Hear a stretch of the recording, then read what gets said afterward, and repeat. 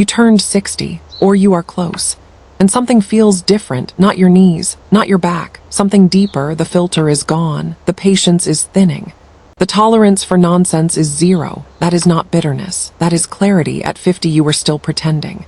At 60, the pretending stops, whether you want it to or not. But here is the problem. You are still doing things that are killing you. Not physically, spiritually. You are still saying yes when you mean no. Still explaining yourself to people who do not listen. Still holding on to habits that made sense at 40 but are poison now. This video is not about adding more to your life. It is about subtraction, cutting the rot, walking away from the weight that is not yours to carry. 7 things. Stop them today. Not next week. Not when you feel ready. Today, if you are waiting for permission. This is it. You have my permission. Now use it. Let us go. Stop 1. Stop apologizing for existing. You apologize constantly. For taking up space. For having needs. For asking for help. For saying no. For being tired. For being in pain. I'm sorry, but I can't make it. Sorry to bother you. Sorry I'm such a mess. Stop. You are 60 years old. You have earned the right to exist without apology. The world does not need you to be small. Quiet. Convenient. That is what you were taught as a child. Be good. Be helpful. Do not cause trouble. That advice was for survival, not for living. Now survival is over. You are not climbing a corporate ladder, not impressing in-laws, not auditioning for a second date. You are just here, breathing, and that is enough. Every time you apologize for something that does not require an apology, you tell your own brain, I am a problem. You are not a problem. You are a person. Persons take up space. Here is a rule. Do not apologize unless you actually harmed someone. Not inconvenienced, not annoyed. Harmed, physical or financial harm, that is it. Did not answer the phone, not an apology. Said no to babysitting, not an apology. Ordered the wrong thing at a restaurant, definitely not an apology. Save your sorry for the rare moments you truly mess up. You will apologize less, and when you do apologize, it will mean something. Try this tomorrow. Go the entire day without saying I'm sorry once. Notice how uncomfortable it feels. That discomfort is addiction withdrawal. You are addicted to shrinking. Quit. Stop 2. Stop waiting for an apology that will never come. Someone hurt you. Years ago, maybe decades, a parent who favored your sibling, a spouse who cheated, a friend who betrayed you, a boss who humiliated you. You are still waiting for them to admit it, to say the words, I was wrong, I am sorry, you did not deserve that. Those words are never coming. Not because you do not deserve them, because the other person is incapable. They lack the courage, the self-awareness, the emotional vocabulary. They have built an entire mental fortress to protect themselves from feeling shame. And that fortress has no door. You are standing outside that fortress with a letter in your hand, waiting for someone to open the gate. They will not. They cannot. Meanwhile, you are the one suffering.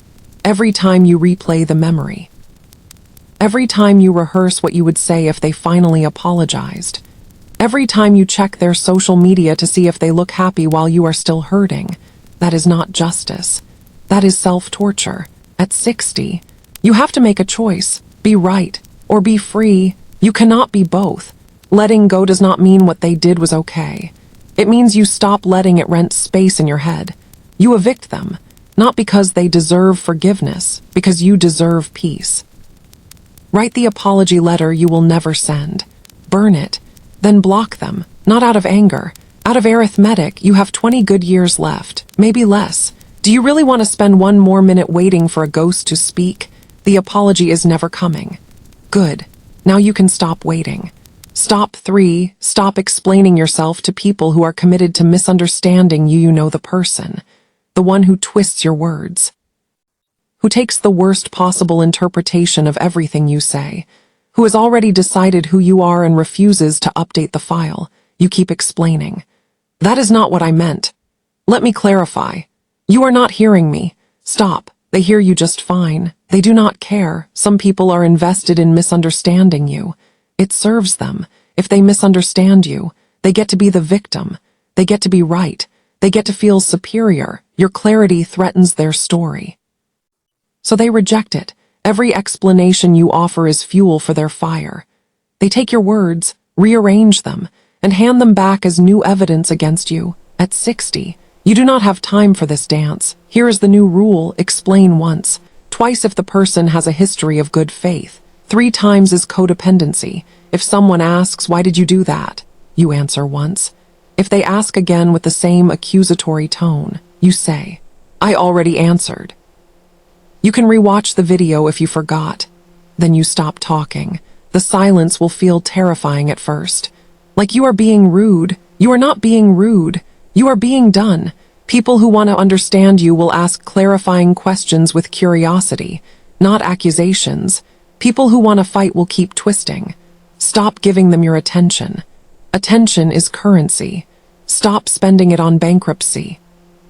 Stop carrying adult children who refuse to stand on their own feet. This one will hurt. Because you love them. Because you remember holding them when they were small. Because you promised yourself you would always be there. But there is a difference between being there and being a crutch. Your 35-year-old can't hold a job. Your 40-year-old needs money every month. Your 30-year-old can't move out because rent is too high. Stop.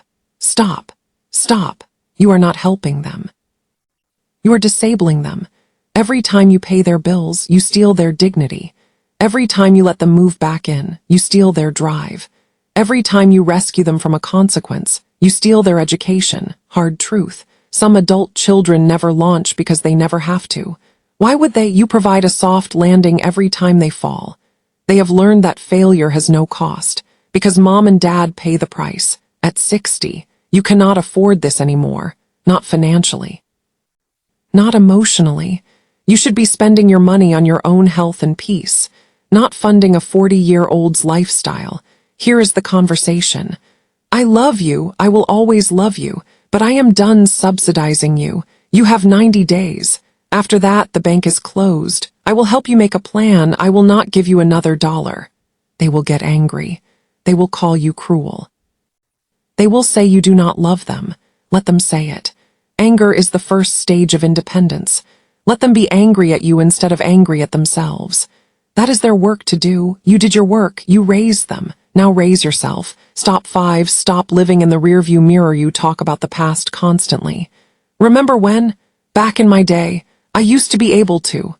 The past is a warm blanket. It is safe, familiar, already written. You cannot fail in the past because it is already over. But the past is also a cage. Every hour you spend in nostalgia is an hour you steal from today. Your glory days are gone. That job, that body, that relationship, that version of you, all gone, not stolen, expired, like milk, like a driver's license. You do not cry over expired milk. You throw it out and buy new milk. The problem is you stopped buying new milk. You are living on old memories and calling it wisdom. Wisdom is not remembering how good it was. Wisdom is making something good out of what is left. At 60, you have fewer years ahead than behind. That is not sad. That is urgent. Every minute you spend in the rearview mirror is a minute you crash into the present. Here is the test. When was the last time you did something for the first time, not something comfortable, something that scared you a little, a new hobby, a new route, a new friend, a new meal?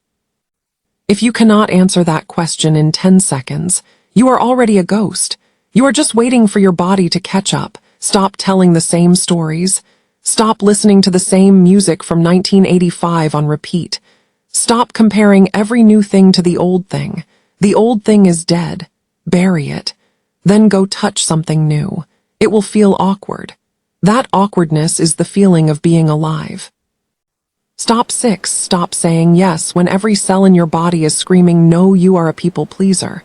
You have been one for 60 years. You say yes to the family dinner you do not want to attend. Yes to watching the grandkids for the 5th weekend in a row. Yes to the committee. Yes to the favor. Yes to the obligation. You say yes because you are afraid of the consequences of no. They will be disappointed. They will be angry. They will think you are selfish.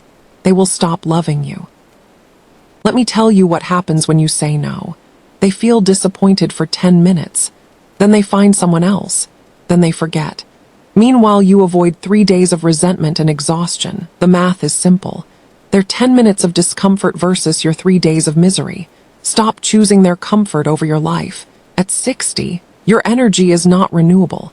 It is a non-replenishing tank. Every yes drains it. Every unnecessary yes brings you closer to empty. And when you are empty, you cannot help anyone, not even yourself. You need to become dangerous with your yes. Guard it like a dragon guards gold. Make people earn it. Here is the script. Thank you for asking. I am not available for that. I hope it goes well. No explanation, no excuse, no fake reason. I am not available. That is a complete sentence. The first time you do this, your hands will shake. You will feel like a monster. You are not a monster. You are a person who just took back the steering wheel. Keep driving over the next year. Say no to 50 things you would have said yes to before. Watch how few people actually leave. Watch how much energy you have left for the things you actually love.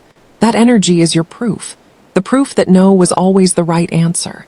Stop 7. Stop waiting to feel like it. You are waiting for motivation, for inspiration, for the right mood, for the stars to align, for a sign from the universe. The universe is not sending a sign. The universe does not know your name. The universe is busy exploding stars and birthing galaxies. It does not care if you go to the gym or call your sister or clean out the garage. Motivation is a lie poor people tell themselves. Rich people do not wait for motivation. They have discipline. Discipline is doing the thing even when every fiber of your being wants to stay on the couch. At 60, you cannot afford to wait for the feeling. The feeling may never come. Your dopamine is not what it was at 20. Your enthusiasm is quieter. Your spark is a pilot light now, not a bonfire. That is fine. You do not need a bonfire. You need a match. Light the match and start. You want to exercise, put on the shoes before you decide if you feel like it. Once the shoes are on, you will do it. You want to call your estranged sibling. Dial the number before you talk yourself out of it. Once it is ringing, you will stay on the line. Stop negotiating with yourself. You are a terrible negotiator. You always talk yourself into the easy path. The easy path is a ditch. It is comfortable and it leads nowhere for the next 30 days. Do one thing every day that you do not feel like doing. Not a huge thing. A small thing. Make the bed. Send the email. Take the stairs. Visit the friend in the nursing home. After 30 days, you will have a new identity. You will be someone who acts regardless of feeling. That person is unstoppable. That person gets to die tired, not bored. Do not wait for the lightning bolt. Be the lightning bolt. Closing, you have heard 7 things to stop. Apologizing, waiting for apologies, explaining yourself, carrying adults, living in the past, saying yes to everything, waiting for the feeling. One of these hit you harder than the others. You know which one. The one that made your chest tight. The one you wanted to skip. That is the one you need to act on first. Here is what I need from you right now. Not later. Now, first, pause this video. Look at your hands. These hands have built things, held people, wiped tears. They are still good hands. They are not done. Tell yourself out loud. I am not done. Second, in the comments, write the number of the stop that scared you the most. Just the number, 1 through 7. Then scroll. You will see hundreds of other people who wrote the same number. You are not alone in this. That is the point. Third, subscribe to this channel. Turn the bell on. Why? Because next week I am releasing 7 things you must start doing at 60. The companion to this video, if this video told you what to drop. The next tells you what to pick up. You need both. Do not watch one without the other. Fourth, save this video to a playlist called Wake Up Calls in 6 months. When you catch yourself apologizing again, or explaining again, or waiting again, come back, watch it again. It will hit different the second time. Harder, better. You are 60 or close. That is not an ending. That is a filter. Everything that does not belong is being sifted out. Let it go. Let it all go. You are not old. You are refined, like whiskey, like leather, like a stone worn smooth by a river. The river is still moving. So are you. Go stop something today, then start something tomorrow. I will see you in the comments. Thank you for watching.